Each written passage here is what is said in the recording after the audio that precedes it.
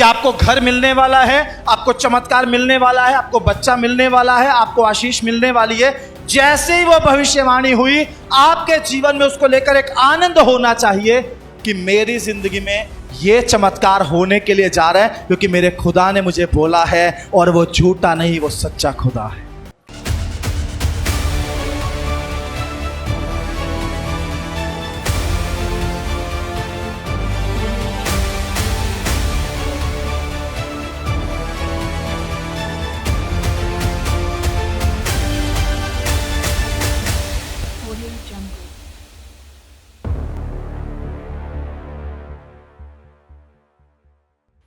सबको जय मसीह की। प्रभु यीशु मसीह का धन्यवाद हो। प्रभु हमारे बीच में कितने लोग विश्वास करते हैं? क्या विश्वास करते हैं प्रभु यहाँ है? एक बार जोरदार तालियां प्रभु यीशु मसीह के लिए बजाएंगे। जोरदार तालियों को बजाकर परमेश्वर का धन्यवाद करेंगे। परमेश्वर सच में प्रार्थनाओं को सुनने वाला, उनका उत्तर देने वाला परमेश्वर है। परमेश्वर हमसे बातें करने वाला और अपने वचनों को पूरा करने वाला परमेश्वर है। हम जब यीशु मसीह के पास आते हैं, हम सब कुछ बहुत जल्दी अपनी जिंदगी में देखना चाहते हैं। अगर मैं बीमारी की हालत में हूं तो मैं चाहता हूं जैसे ही मैं चर्च में जाऊं, पहले ही संडे मुझे चंगाई मिल जाए। जैसे ही मैं प्रभु की उपस्थिति में जाऊं, जाते ही मेरी जिंदगी में चमत्कार हो जाए। जैसे ही मैं चर्च में आया हूं, वैसे ही मेरे जीवन के हालात बदलने शुरू हो जाए। मुझे घर मिल जाए, मुझे बच्चा मिल जाए, मुझे नौकरी मिल जाए, मुझे आशीष मिल जाए। हम बहुत सारी बातों के लिए एकदम से एक साथ चमत्कारों को देखने की उम्मीद रखते हैं, चाहते हैं। और परमेश्वर का धन्यवाद हो, परमेश्वर बहुतों के जीवन में ऐसा करता है। लेकिन मैं आपको बोलना चाहता हूं, बहुत सारे लोगों के जीवन में प्रभु चाहता है कि वो धीरज रखना सीखें। क्या सीखें? धीरज रखना, पेशेंस, इंतजार करना सीखें। अगर हम वो नहीं सीख पाएंगे तो विश्वास में कमजोर हो सकते हैं। शैतान इस बात का गलत फायदा उठा सकता है और आपसे बातें कर सकता है, तुझे इतने संडे हो गए चर्च जाते हुए, इतना समय हो गया यीशु मसीह को अपना जीवन दिए हुए, अब तक तेरी जिंदगी में ये काम नहीं हुआ, अब तक तुझे आशीष नहीं मिली, अब तक चमत्कार नहीं हुआ, अब तक तेरी जिंदगी में वो काम नहीं हुआ जिसके लिए तू यीशु के पास आया। हमें मसीह में होकर पेशेंस रखना जरूरी है। जब हम आत्मा के फल के बारे में पढ़ते हैं, गलातियों 5 का 22-23 घर जाकर पढ़ना, वहां पर आत्मा के फल की बात है। तो 9 प्रकार का फल है, जिसमें से एक है धीरज। क्या है? धीरज रखना मसीह पर भरोसा दिखाता है। अगर मैं धीरज नहीं रखूंगा, इसका मतलब क्या है? मुझे मेरे परमेश्वर पे भरोसा नहीं है। मेरे लिए भविष्यवाणी हुई, आपके लिए भविष्यवाणी हुई, परमेश्वर आपको बच्चे की आशीष देने वाला। जिनके पास बच्चा नहीं है, जिनके पास घर नहीं है, उनके लिए भविष्यवाणी होगी, प्रभु आपको घर देने वाला है। जिनके पास नौकरी नहीं, उनके लिए भविष्यवाणी होगी, प्रभु आपको नौकरी देने वाला है। जब 1 महीना बीता और कुछ नहीं हुआ, आपके मन में सवाल आएगा, भविष्यवाणी हुए 1 महीना हो चुका, अब तक तो मुझे घर नहीं मिला, अब तक तो बच्चे की आशीष नहीं मिली, अब तक तो मुझे नौकरी नहीं मिली, कब होगा, होगा या नहीं होगा। बहुत सारे सवाल मन में आ जाएंगे अगर धीरज नहीं है।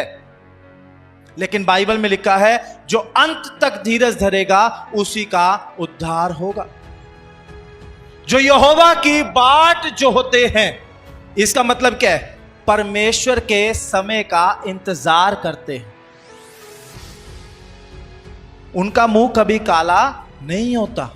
लिखा वो उकाब के समान नया बल प्राप्त करते जाएंगे। कौन?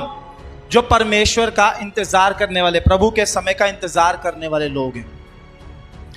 हम सबको धीरज रखना सीखना है। आज मैं आपको यह बताना चाहता हूं, अगर आप धीरज नहीं रखोगे, विश्वास एक दिन टूट जाएगा, खत्म हो जाएगा। लेकिन अगर आप धीरज रखने वाले परमेश्वर के बेटे और बेटियां हो, बड़े बड़े चमत्कारों को आप यीशु मसीह के नाम से अपनी जिंदगी में देखने के लिए जा रहे हो। क्योंकि बाइबल में लिखा है, जब तुम नाना प्रकार की परीक्षाओं में पढ़ो तो इसे पूरे आनंद की बात समझो। क्या मतलब है इस बात का? इस बात का मतलब है, जब आपके ऊपर दुख आए, बीमारियां आए, समस्याएं आए, कलेश आए, आप परेशानी और संकटों में फंस जाओ, तो लिखा है उस समय को आनंद की बात समझो, क्योंकि उससे धीरज उत्पन्न होता है। क्या उत्पन्न होता है? धीरज। और फिर लिखा धीरज को अपना काम पूरा करने दो कि तुम पूरे और सिद्ध हो जाओ। बोलो हालेलुया।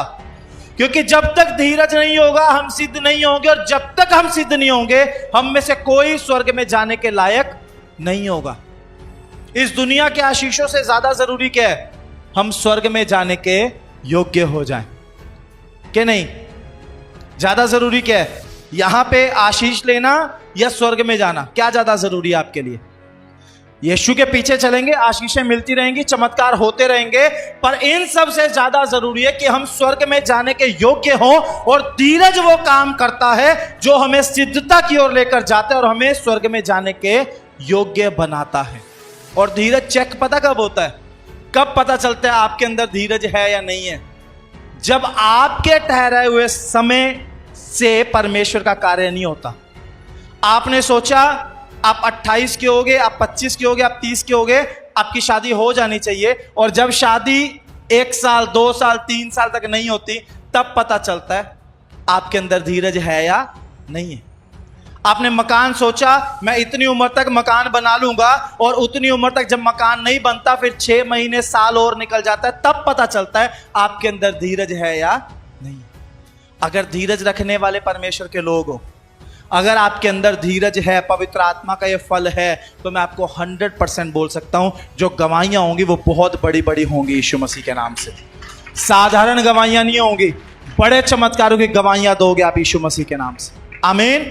एक वचन बाइबल से पढ़ते हैं, रोमियो की किताब, रोमियो की पत्री अध्याय 12 उसका 12 वचन।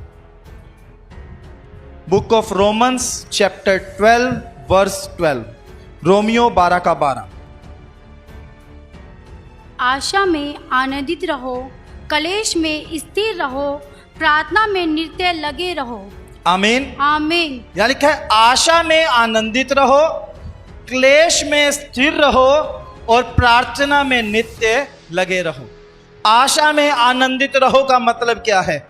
आपको एक आशा है, आपके लिए एक भविष्यवाणी हुई है, आपको प्रभु के दास ने बोला है कि आपकी जिंदगी में यह काम जरूर होगा, आपको आशीष मिलेगी, आपके जीवन में चमत्कार होगा, आपको जॉब मिलेगी, आपको घर मिलेगा, आपको ब्लेसिंग मिलेगी, आपको संतान मिलेगी, आपको अभिषेक मिलेगा, आप बड़ी सेवकाई करोगे, आप प्रभु की महिमा के लिए चमत्कार को देखोगे, आपके घर में छुटकारा होगा, आपके पति का जीवन बदलेगा, आपके बेटे का जीवन बदलेगा, आपकी पत्नी का जीवन बदलेगा, आपके माता पिता यीशु के पास जरूर आएंगे। वो पॉजिटिव बातें जो प्रभु के दासों के द्वारा आप तक पहुंची या पवित्र आत्मा ने आपको बोली, उनकी आशा आपके अंदर है कि मुझे मेरे खुदा ने बोला है कि ये आशीष मुझे मिलेगी, तो मैं उसके कारण से बड़ा खुश रहता हूं। आज मेरा मुश्किल का समय है, लेकिन मैं जानता हूं आने वाले समय में मेरे जीवन में बड़े बड़े काम होने वाले हैं, और उसके कारण से मैं आज खुश हूं। यह है आशा में आनंदित रहना। यह क्या है? आशा में आनंदित रहना। जिस चीज की मैं उम्मीद करता हूं, जिस काम की मुझे आशा है, उसके लिए मैं अभी से आनंदित हूं, क्योंकि मेरे मन में कोई शक नहीं है कि वो काम नहीं होगा। समझ रहे हैं आप? अगर मुझे 100% श्योरिटी हो, मुझे 100% पता हो कि यह काम मेरी जिंदगी में जरूर होगा, तो उसके कारण से मैं खुश रहूंगा ना, या नहीं रहूंगा?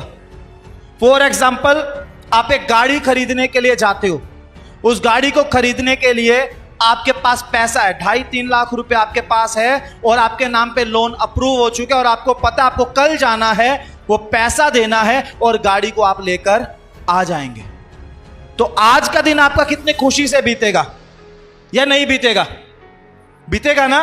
आपके अंदर एक खुशी होगी, कल मैं गाड़ी नहीं निकलवाने के लिए जा रहा हूं, क्योंकि मेरे पास पैसा भी है और मेरा लोन भी अप्रूव हो गया, अब तो गाड़ी आई और आपकी फेवरेट कार है वो, तो आप कितने खुश होंगे। आज रात को शायद खुशी के मारे नींद भी ना आए, क्योंकि कल आपको नई गाड़ी मिलने वाली है। सही है गलत है?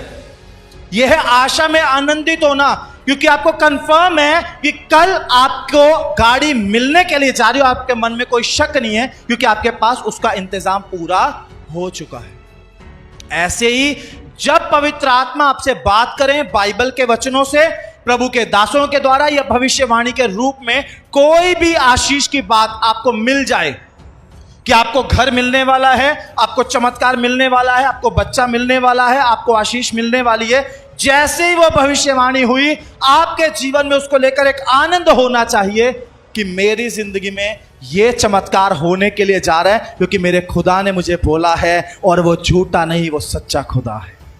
आमीन, हालेलुया।